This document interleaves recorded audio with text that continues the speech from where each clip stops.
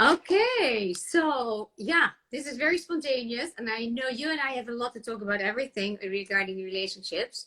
So we just opened a can of, I don't want to say can of worms, that's not nice, but a can of information. And I'd like to ask you the question, why is it important to uh, have coaching, relationship coaching, before you start in a relationship? What is so important there? That's a great question. Now, the great part about this is that I had no time to prepare for this. So, Get it out. so it's just gonna come out, So I had like six Yeah. seconds to prepare for this question, and something that came to my mind is what is coaching? Now, a lot of people compare coaching to therapy without knowing exactly what the differences are. That being said, Correct. if you look at the word coach, now I'm a sports oriented person already before I got into life coaching or anything. A coach is someone who teaches you things that you not necessarily know, but better than that, guides you within the things that you already have within you. So, for example, if you are a sports player and you want to become great at what you do, to do it by yourself, not necessarily are you going to be angling your body in a certain way or doing things in a way that's going to be the most smooth sailing to get you to that success as easily and quickly as possible. So a coach comes in as that outside point of view to see how you're doing, hear what's going on, see those motions in, if we're talking about sports, like physicality, and be able to see how you're feeling and direct you in a way that you're going to be able to get that success. Now, if you translate that into relationships, every person's goal is to have a healthy relationship. You're, I'm happy. I don't know many people that I personally don't know anyone that said, I'm going to go have a relationship with someone and make sure that it ends in disaster. I I don't, love to fight every day. Boom. it's definitely work. So if you feel that you're ready to take the plunge of going and getting married or just having a new relationship with someone, you most probably have a lot of the skills already within you to take you to a place that you can have a healthy relationship. That being said, there are sometimes things that we don't necessarily know are within us that could come out at any point based on previous triggers or things that you just don't really, you're not really aware of. So to have coaching before or at the beginning for even a short amount of time, even just 8 weeks, you're going to be able to really narrow in exactly the way that you react to somebody else, the way you react to yourself in this relationship, to be able to focus on how to make this healthy Yeah. instead of just all of a sudden realizing things aren't so healthy and then having to react to it and scramble to make things healthy again. Making sure that you're on the path for success from the beginning will most probably keep you on a trajectory of strength and happiness and going in the right way, instead of hoping that nothing happens and then ending up having to react to something, God forbid. But reaction is always harder than to be proactive about things. I don't know Yeah. if that all made sense, but that was just off the top of my head. No, that's a very nice explanation.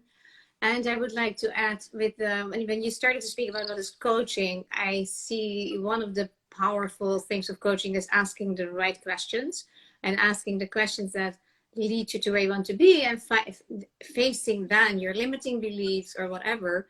And with the coaching in relationship, you can look at today the divorce rate is extremely high in the Western world, in the US, and that is mainly also because people want to be happy and often do not know how. And Mm-hmm. many people that I have seen in my practice and all over, actually, most of them want to be happier than their parents were, or they would love to have what their parents had and don't know how to create it.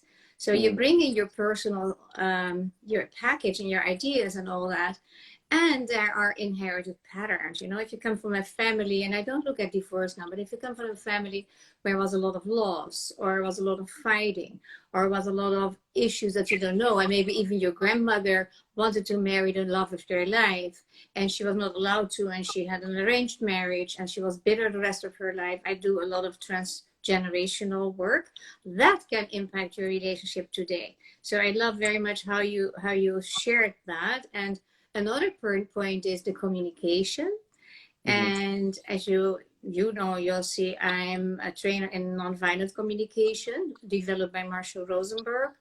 And that is a way of communication. It's not that it's like, oh, smooth talk all the time. No, it is getting your speaking in such a way that you will be heard. So for instance, if I'm upset, suppose I'm upset with you, if I would say, you always this or you that, and I start to blame you, then you will only defend yourself and you will not hear my pain. So if you speak in a different way, that you keep it from yourself and how it is for you, without that you put the blame on the other, because we are raised with blame and shame and punishment. You know, if we didn't behave according our parents and teachers, we got punished, or we heard the message, if you behave like this, we are mad at you, we don't love you. It's very they might still love you, but it is very conditional, right? Mm-hmm. Now, a lot of people speak about unconditional love in relationship. It's always a hard thing to practice, but that includes the acceptance. So Mm-hmm. out of respect for your partner, it's a different way of communicating that we are standing for. And we want to bring that to the next level in, just in being happier. That's a great thing that happens in our time now, that we are alive in this time, because so much is moving and changing. And a lot of people that I know at least, are wanting to work on themselves. So what you do, Yossi, is, you coach men, and you coach primarily Jewish men, prepare for the marriage. And I think it is great, because you can come then to like a neutral place, discover who you really are, what you want in life, what you expect from a relationship, how realistic is that. So you give them the tools. Now, Right. I think there needs to be also a coach for Jewish women as well. I'm sure there might be one, and and women in general. So that's a great thing. And Mm-hmm. also, let me say that that's one of the things I like so much in you. Most of the time, their women want to work easier on themselves. We are just a little bit wired differently, and that is fine. In Kabbalah, it says that the man learns from the woman, because the women are a little bit more spiritual.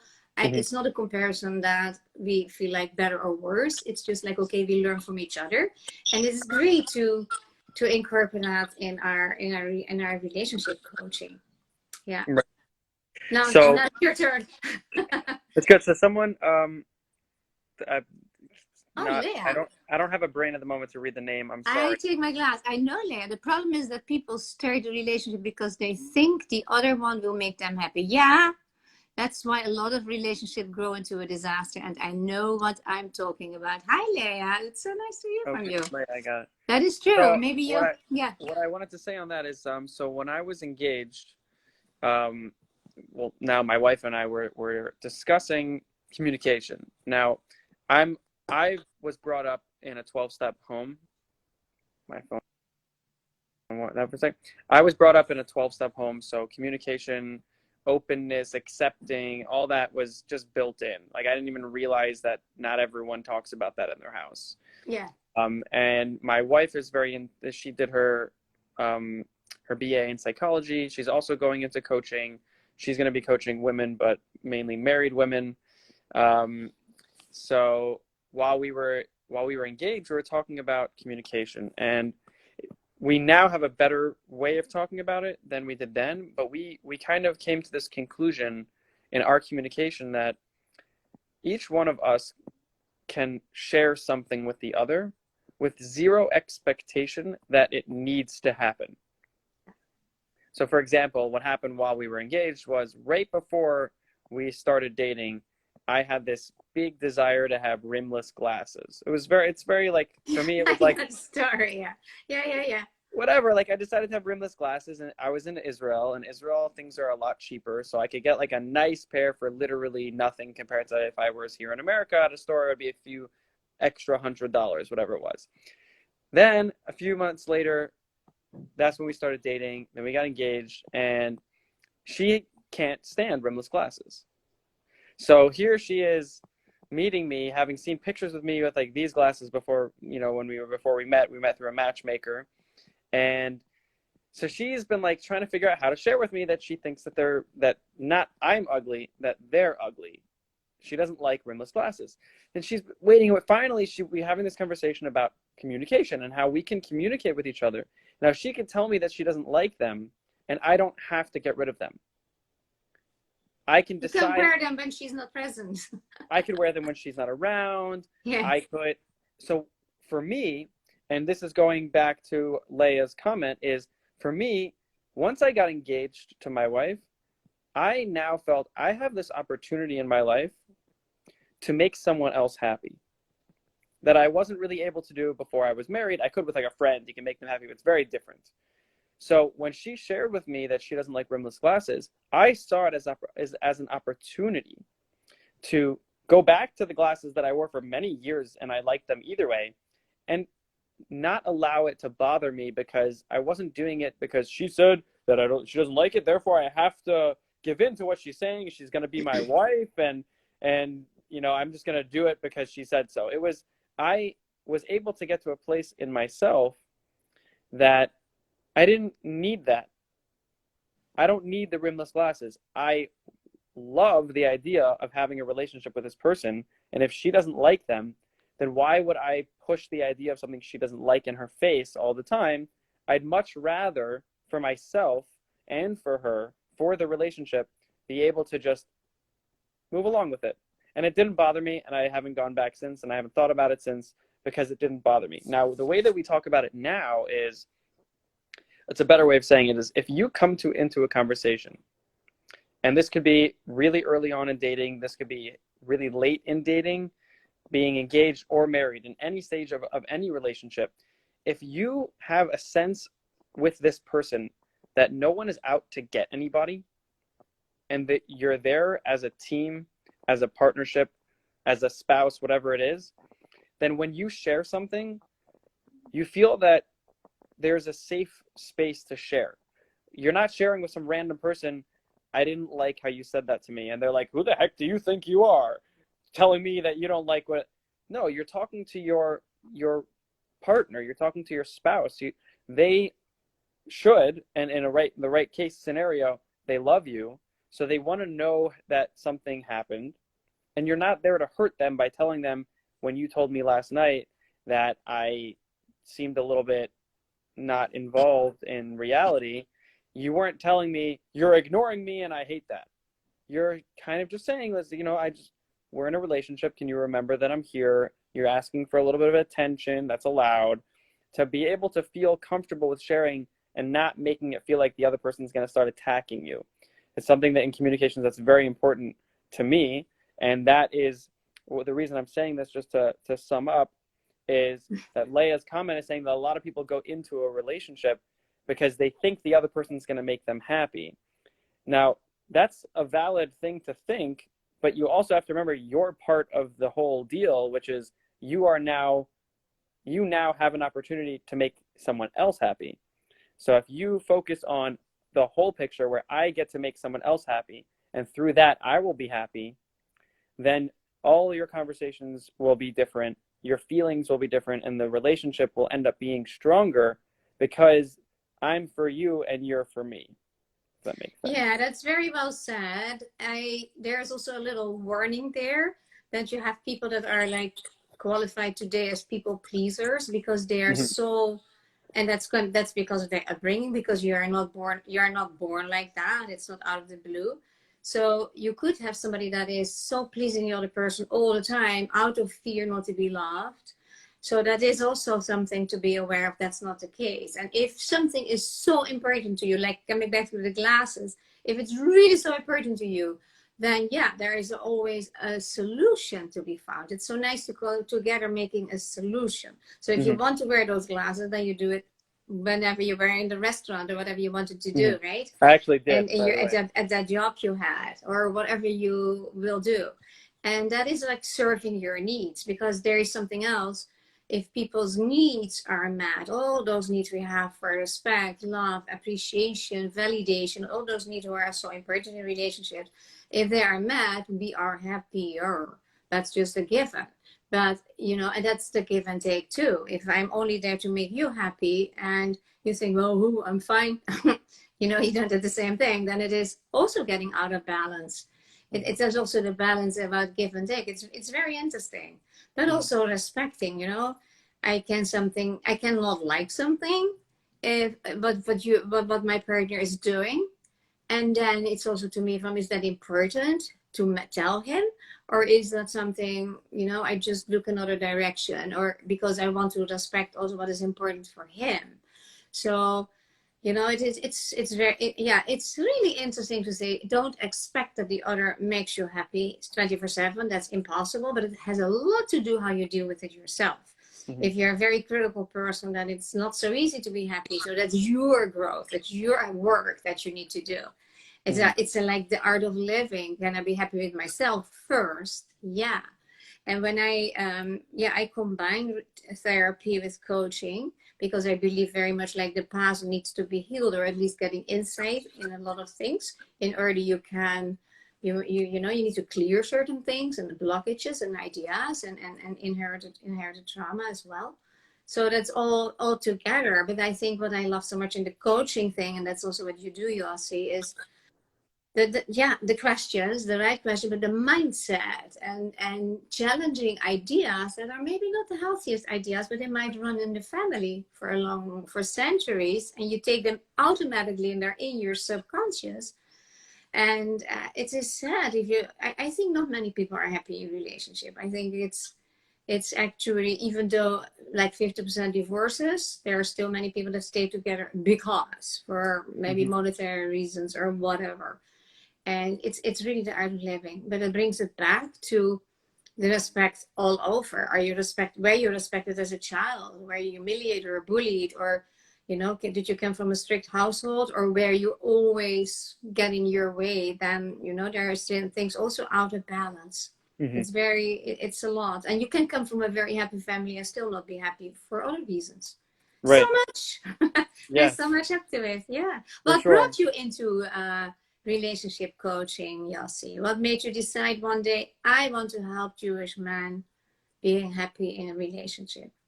So before I answer the question, Leah said another comment which says the Shadchan, the work I did for 20 years, being single now for 12 years, do you think at my age one can find a new partner and will work with the experiences you have?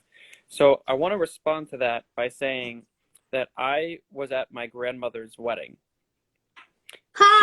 Love it. My grandmother got remarried at 77 to a man who was 87. And they lived very happily for about nine years or so, and then my step grandfather passed away, and then my grandmother passed away just about 4 years ago. And it was definitely an interesting relationship, being that they were very old and had lives and kids and grandkids and great grandkids like forever. But watching them as a kid, like they just loved each other and it flowed. So wonderful. Obviously that's like an extreme case, but I don't believe that anyone is done and cannot find somebody else. It's just a matter of putting yourself out there. I so agree. I have a very nice anecdote that I want to tell you because of this story of your grandmother. It's so nice.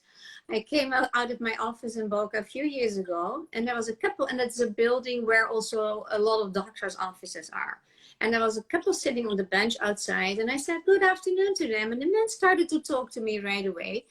And they were an elderly couple, and we were chatting. And it was just very funny and nice. They came from New York. They were snowbirds. And we started to, I don't remember what we were talking about, but at a certain moment, he said, how old do you think I am? And maybe the woman said it first. Well, it's like, you don't dare to say, it's hard to estimate at a certain age too, right? So I said, maybe, and 70s? No, he said, no. The guy said, I am 78, and this is my girlfriend, and she is 102. And we are so happy. I started to share about that. And I made then also a video about it, or a post, whatever, on Facebook. Was a few years ago. because so many women are so afraid, like, oh, we get old and they don't want us and we have this and we have that. Women are very, in general, very focused on that and do so much work or don't do it at all. There are so many reasons. This lady was 102 years old and he was 78 and they were super happy. And I found that so great. That And is I remember crazy. that I posted that and somebody came, yeah, I know them. I know them. Was another couple. So it happens more. It's your personality. It is what you do. If you love yourself, you feel good in your skin, you can always meet somebody. Yeah, Right. for sure.